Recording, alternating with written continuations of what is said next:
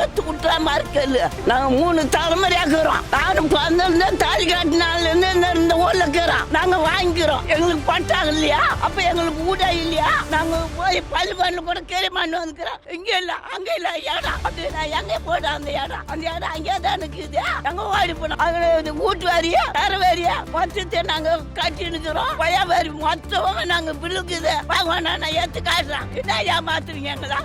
ஒன்னும் புரியல. யாரும் வர்றதில்ல. யாருமே வர்றதில்லையே. எங்க கூட்டுக்கா ரோட்டுக்கா நாங்க ஒரு புட்டு கூட போட்டு இருக்கிறோம். பய வேறுல இருந்து பில்லுல இருந்து மொத்தம் காட்டுறோம். கவர்மெண்ட்ல கட்டி வச்சுக்கிறோம். மொத்தம் ஏதாவது கொடுக்குறோம். வாங்க யாரு வாரீங்களோ வாங்க சொல்றோம். யாருமே வர்றது இல்லையா?